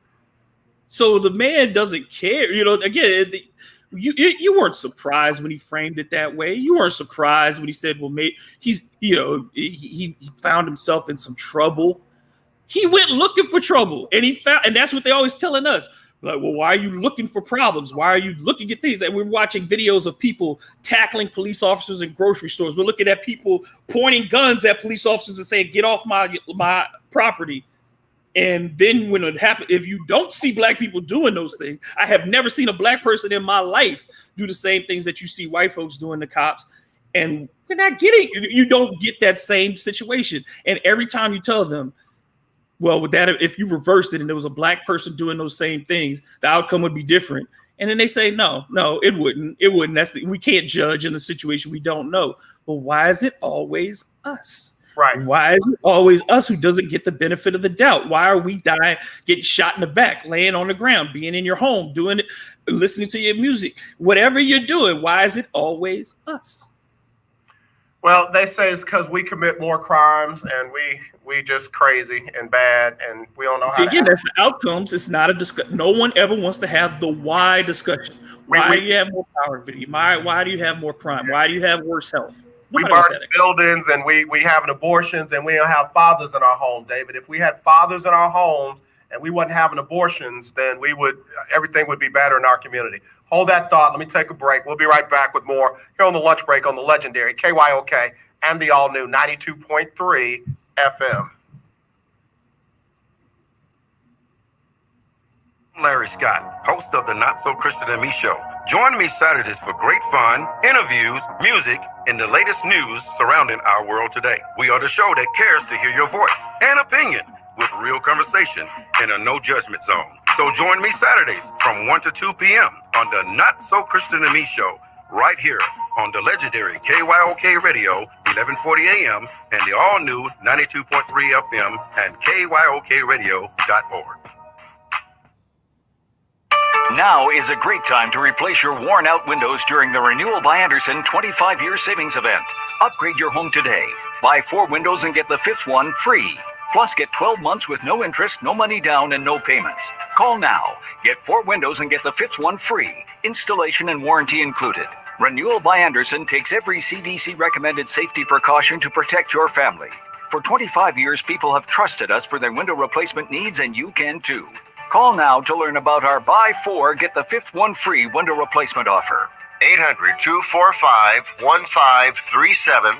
800-245-1537. 800-245-1537. That's 800-245-1537. Interest accrues from date of purchase, but is waived if paid in full within 12 months. Other conditions apply. We've adjusted our operations to serve you safely following all CDC guidelines. Visit renewalbyandersen.com for details. Hey, this is Raven Rogers from the University of Oregon 800 meters, NCAA, 3-time NCAA champ, art major, Spanish fluent, Houston native right here. And you're listening to The Lunch Break with KYOK. All right, we're back here on the lunch break on the legendary KYOK and the all-new 92.3 FM. I'm AJ Jones. It is our Winning Wednesday. David Grubb, myself, just getting it in on Winning Wednesday, talking more than about just games and scores and highlights. David, so the players, NBA players, made their statement, and they've now, in some of their cases, got some movement with the owners turning the arenas into voting facilities. I guess the thought there is that they won't have the log jam in some of the polling places.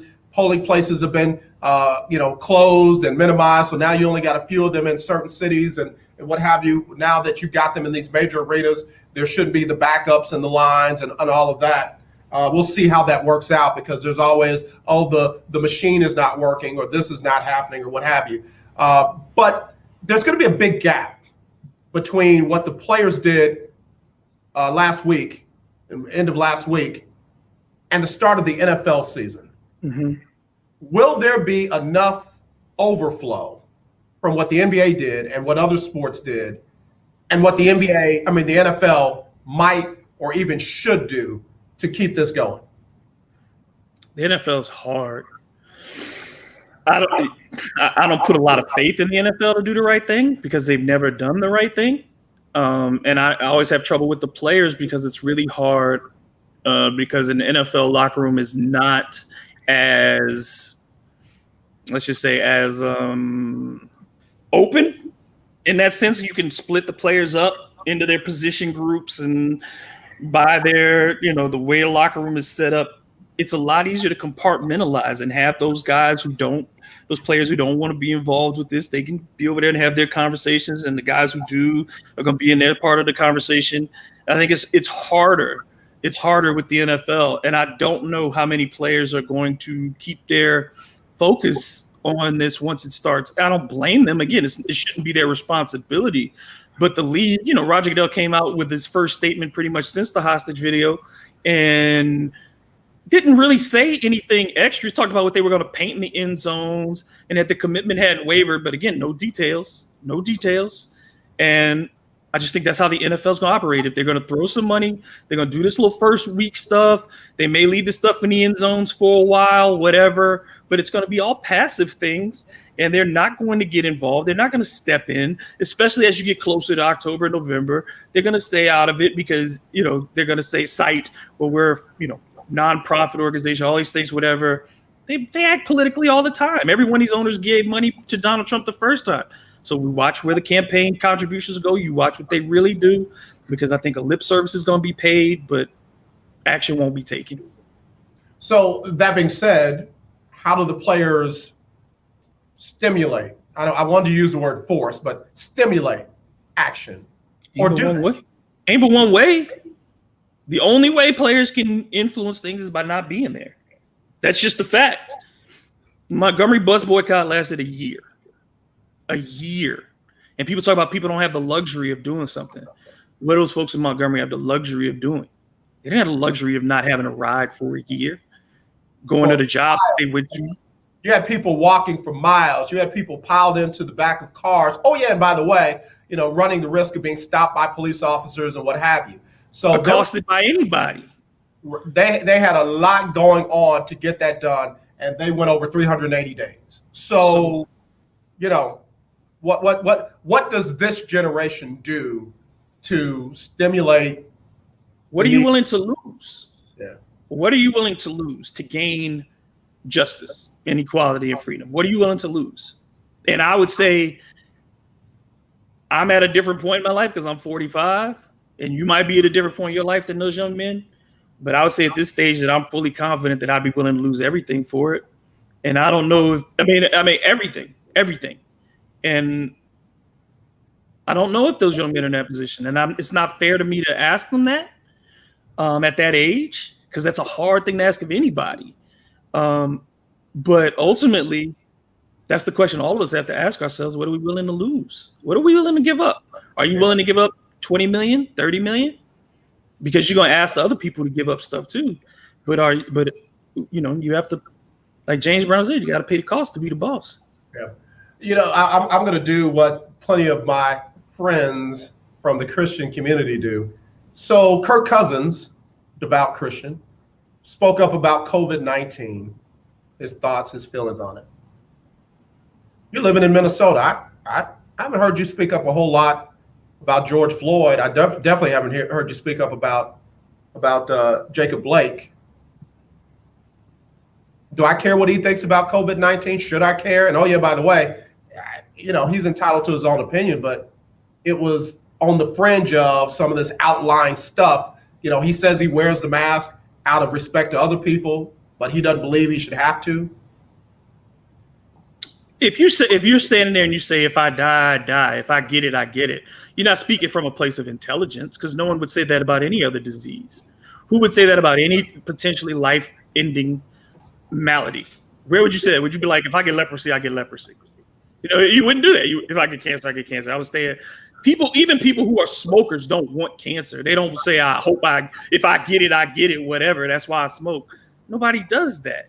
So if you're doing it, what you are, he's making a political statement is what he's doing. And nobody's saying keep your politics out of my football for that. But what he is making is absolutely a political statement because it has no basis in science or fact or reality. So if you're doing those things and you are putting forth your opinion, and that's an opinion that should be questioned far more than whether or not, if somebody's saying I'm fighting for racial justice, how can you say I'm against you? But if somebody's saying I don't believe the science on the mask or this disease, how can I be for you? Yeah. And that's the thing. You said it's the survival of the fittest. Yeah. And you're in locker rooms with people whose loved ones and families have underlying conditions, and some may have gone through it. Some may have lost their lives because of it. And your statement is it's survival of the fittest. How does that unite a locker room to make me say, brother, I'm going to ride behind you into battle? And that's not humanity. Yeah. Survival of the fittest is part of a theory, and it's not even the whole thing. It's you cutting out a piece of it and taking something out. When you talk about thousands of years of evolution, that's not what this is. This is a societal issue that we could be reducing, and yet we're not. So those are false comparisons. It's not survival of the fittest. That's not what this is. This disease does not care who you are. There's no profile for it. And if you say that it's survival of the fittest, then that everyone else is expendable, those who don't make it are expendable, then again, I question your humanity. I can't respect someone who does not.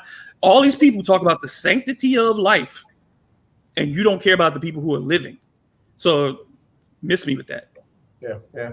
David Grubb, host of Heart in the Paint, writer for CrescentCitySports.com, doing what we always do. Somebody told me, you and David's numbers aren't as big as numbers with other people on the show because y'all two black men talking about stuff that make white men uncomfortable.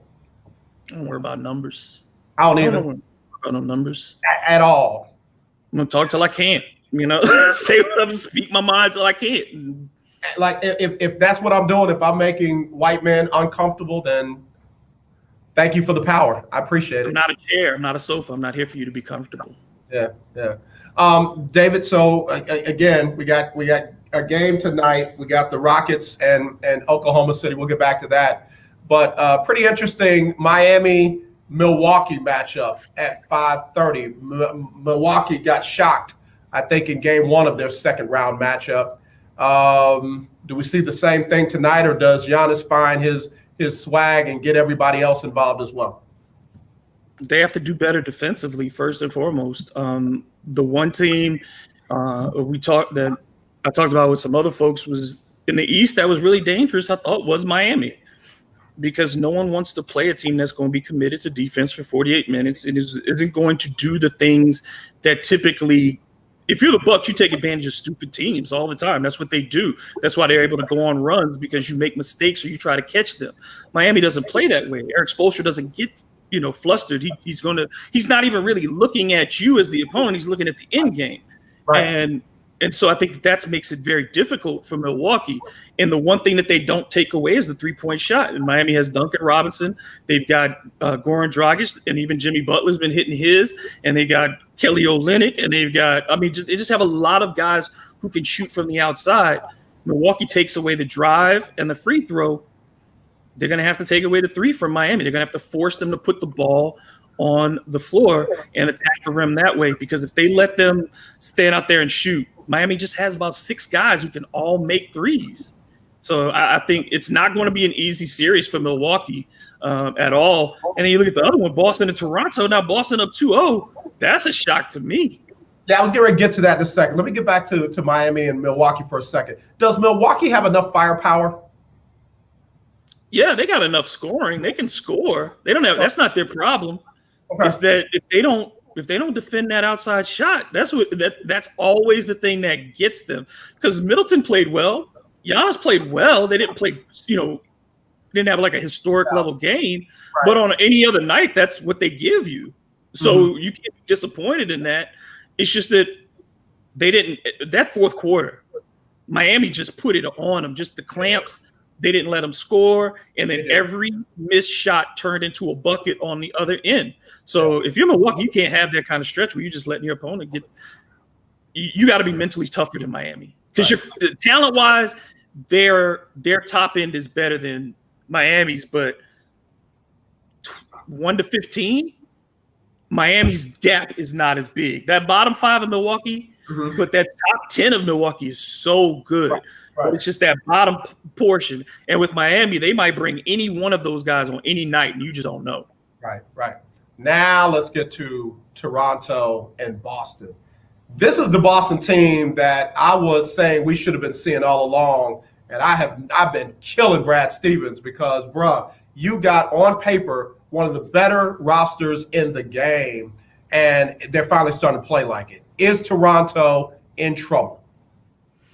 If they can't get Jason Tatum in check, absolutely. Because I thought the weakness for the Celtics would be at the 4, with Tatum playing the power forward position. I didn't think that they'd be able to deal with the length of Toronto up front.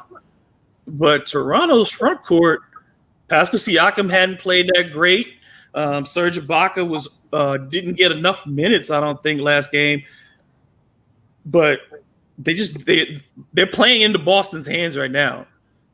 Fourth quarter, that's where Boston tries to separate all the time, that they're going to execute, that they have more guys who can get more baskets in different ways. Marcus Smart played really, really good basketball.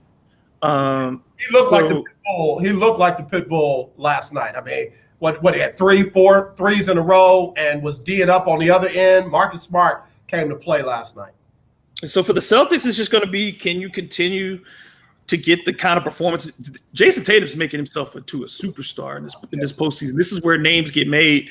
That's where 2 years ago we thought Jason Tatum was about to take the leap. It was because he had a great postseason run. Last year wasn't the same. This year he seems like he's back on that tack. And if they don't figure him out, man, it feels like he's about to put up some insane numbers over the rest of this thing. And you're down 2-0 and there's no home court. Man, I don't know. It's going to be – Toronto may be out of it already. Because are you going to beat Boston 4 times in the next 5 games? Hold that thought. We're going to come back. Got a couple of questions for you right after this on the lunch break on the legendary KYOK and the all-new 92.3 FM. We'll be right back right after this. You're listening to 1140 AM and 92.3 FM, the legendary KYOK. Has someone in your family lost a job recently, and now you can't afford your mortgage payment? Or do you have a rental property and your tenants aren't paying you? Quick Cash Offer can come to the rescue and pay you cash for your home immediately. Yes. What a difference it is between having Kyrie and Kimba. Dealing with real estate agents and risking your think Kyrie would have handled himself the way Kimba did last night? Need to lose your home. Been able to take that back seat to equity in your home. Jason Tatum like that? And give you cash with you think Marcus Smart gets the opportunity to make those shots? Virtual process. Call Quick Cash Offer now. I'm just going to sit here and drink my drink. Economy gets worse. Sell a home you can't afford. It's not a mistake that everybody gets happy after Kyrie leaves. Today. 800-780-1431. 800-780. He was right about the protests. I give him that. But I want to see Kyrie and Durant healthy together in Brooklyn. And if you see them healthy together under Pop in Brooklyn, why would Pop take that job? You're a diabetic. He doesn't want to deal with Kyrie. That's not the dude. I don't think he does. But boy, if he can get them under his zen or whatever he does, bruh. Or he could end up doing what end up like Chuck Daly and going to New Jersey and having some talent, and then all of a sudden, remember Chuck Daly went over to New Jersey with the Nets and. And now, if you test your blood sugar, Derek Coleman got on it, and Kenny Anderson. They were on the right track for a minute, and Drazen died, and everything went bad. And continuous glucose monitor at little or no and cost. Chuck died. Chuck Daly died not too long after that. That was a bad luck team. This is crazy, but you know who I'd like to see play under a coach like Pop? LeBron James. Peace of mind. Call But that's why he was so good in Miami. 800. He needs leadership. You can't let LeBron run the show. You can't let any player run the show. Magic didn't run LA. You think he was gonna go tell Jerry West what to do? Hi, No. I'm Larry Got about Scott, 30 host seconds. of the Not So Christian and Me Show. Join me Saturdays for great fun, interviews, music, and the latest news surrounding our world today. We are the show that cares to hear your voice and opinion with real conversation in a no judgment zone. So join me Saturdays from 1 to 2 p.m. on the Not So Christian and Me Show, right here on the legendary KYOK Radio, 1140 AM, and the all-new 92.3 FM and KYOKradio.org. You're listening to The Lunch Break on KYOK. All right, y'all, we're back on the lunch break on the legendary KYOK and the all-new 92.3 FM. I'm AJ Jones. It is our Winning Wednesday. I've got David Grubb, host of Hard in the Paint, joining me. And David, so talking about that Boston-Toronto series, Boston up 2-0 already. Like you said, Toronto literally having to win, 4 out of the next 5. This is pretty serious. Milwaukee having to win 4 out of the next 5 over Boston. That's a pretty serious task. It literally could already be, I won't say over. God dog, you have to do something supernatural to get it done. But we just saw Denver come back from a 3-1 deficit. So, This is different, though. This is different. This isn't the Utah Jazz. These are the Boston Celtics, and it's a team that's been in the top 4 in the East for the last 3 years, and is starting to grow up. And I think that they appreciate the opportunity that they have. They have a great coach. Not that Toronto doesn't, but they've been able to exploit Marc Gasol. They've been able to exploit the matchups for Tatum. They've been able to get, like you said, Marcus Smart. Interior defense has been solid for them if the Celtics don't turn over the basketball. Right. And they turned it over 17 times the other night. If they keep it down around 12, because I think Toronto had 16 points off of those 17 turnovers. Right. You can beat the Celtics by the Raptors by double digits. And then, and it's just, I'm surprised. Toronto, I thought that they would show better, at least in getting a split in this first 2. But, I don't think they come back from this. I don't think you can beat Boston 4 times in 5 games. Nobody. I wouldn't put any team wanting to have to do that against this Celtics team. It's not having to go up against one guy. Right. Who do you stop on a nightly basis? Because Jaylen Brown gets you 30, Kemba Walker can get you 30, Jason Tatum gets you 30, Marcus Smart gets you 20. So there's enough offense. It's all going to be if their bigs can hold up. So let me, because you said that Brad Stevens was a great coach, and okay, I gotta bite my. But if Brad does lose 4 out of these next 5 games, what then? That would be bad.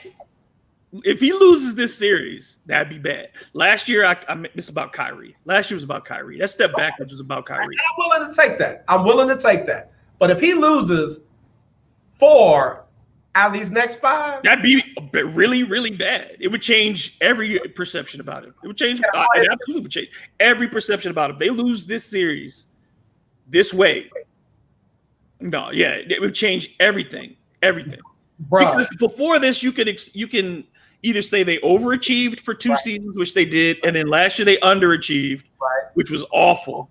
But I put that squarely on Kyrie. They were not happy, and that marriage ended the way it should have, in divorce, and now everybody's happier. So I think the Celtics, it's not about Kyrie specifically, but it's about having the right fit. And Kemba is a better fit with those guys. And we talked about this offline.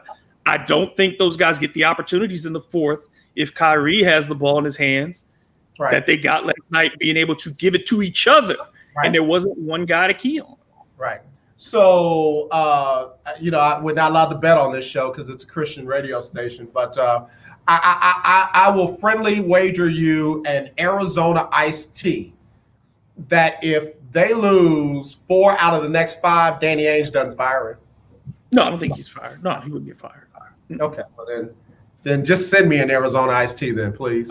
Yeah, I don't think he gets fired, but it would change the public perception of him, and it would certainly change, I think, the way we view the Celtics too, and Danny Ainge. Yeah. Because then you put them in a situation where in the offseason, you're talking about a desperate Celtics team trying to add another player. You'd say, what is their problem? This group needs something. It's not just age, not them maturing. They're missing a piece. Whereas if they make it to the conference finals and lose or something like that to Milwaukee, then you'd say, okay, well, they're right there. This is their first year together. They just need a little more time. It changes the conversation completely. Yeah. How crazy would it be to see a Miami-Boston Eastern Conference Finals? It'd be unpredicted. It wouldn't be the thing that we thought would happen. I think Boston would be a little bit more. You'd be more understanding of them making a conference final than where you would have thought Miami was before the season started. But it also isn't as surprising considering the way Miami played the last 30 or so games of the regular season. They were really coming into it at that point. They're hot, and this situation is unlike anything. Without home court, without travel, all the advantages are cut away.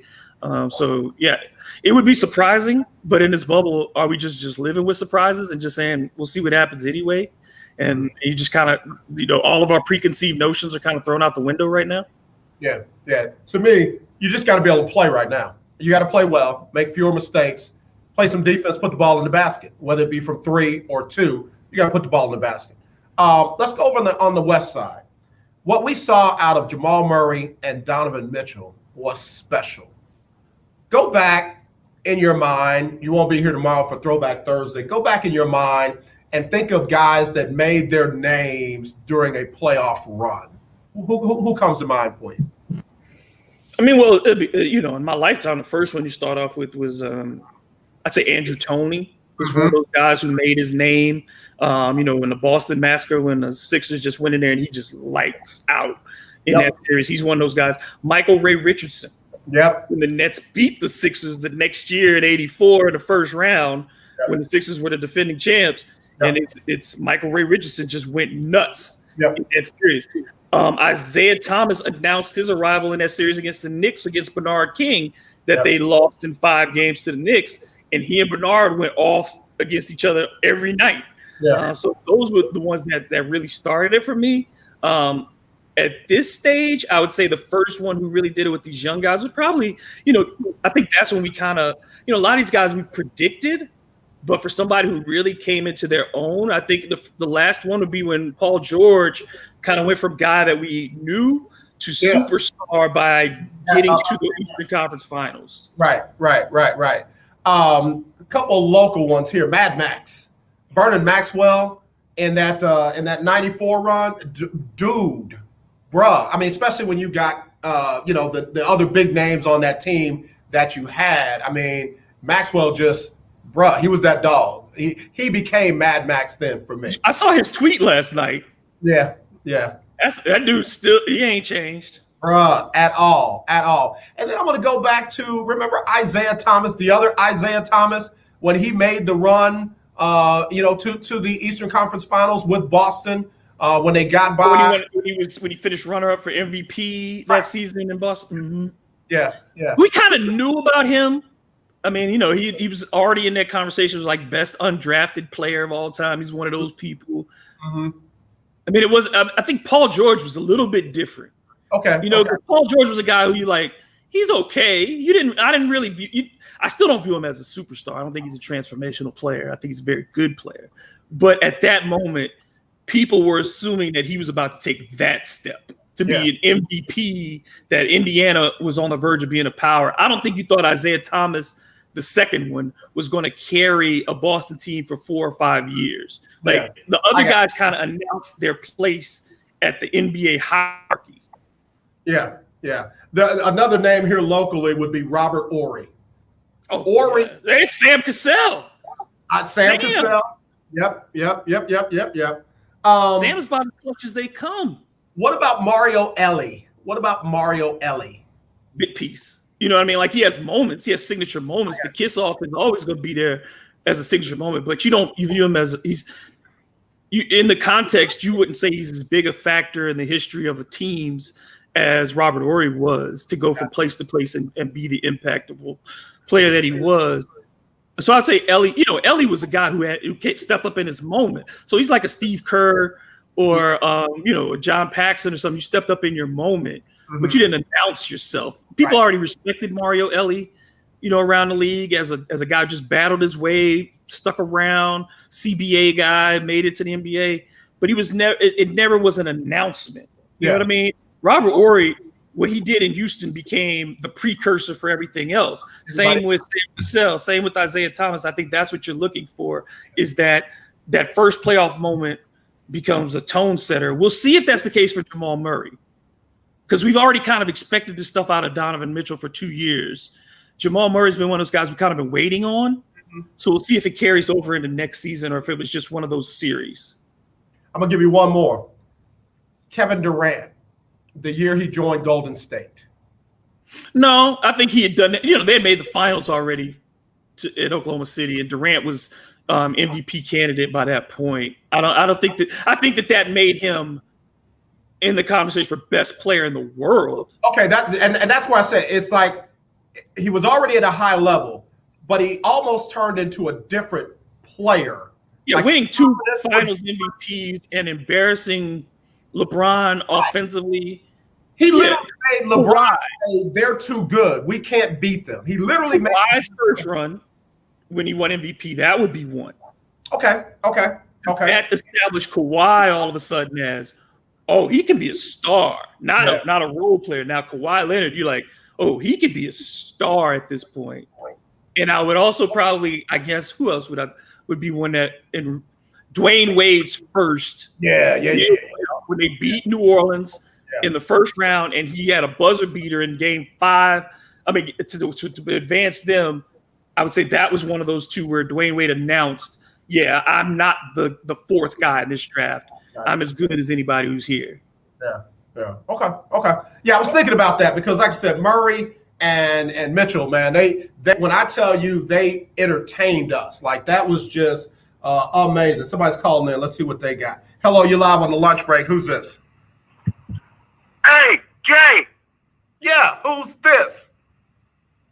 B, what's happening, my brother? What's going on? What long time, brother? What's going on with you, man? Well, I know what you're discussing today because I'm out of town, and I just only came back from OKC. But don't look for it to turn out the way everybody wanted to turn out tonight. Wait a minute, what are you saying to me, DB Cook? What are you saying to me? Let me tell you something. If CP3 come out like he did, motivate those guys like he's been doing, it's over with tonight. DB Cook, they gonna run you back to Oklahoma City. You talking like that on this radio station? Hey, I'm just telling the truth. All right, now these folks don't like you talking about they Texans and they Rockets like that. Well, you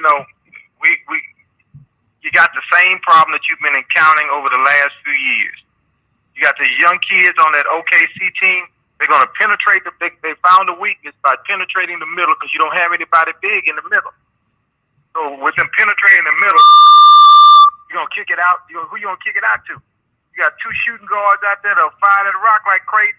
You're going to shut Harden down tonight completely. You're going to get Harden so frustrated it's going to be unreal. The only way the Rockets come out victorious tonight, they're going to have to swing it around. They're going to live by the 3. They're going to die by it. But in midst of them living by it and dying by it tonight, they're going to have to penetrate inside the lane. They're going to get some people in foul trouble real early.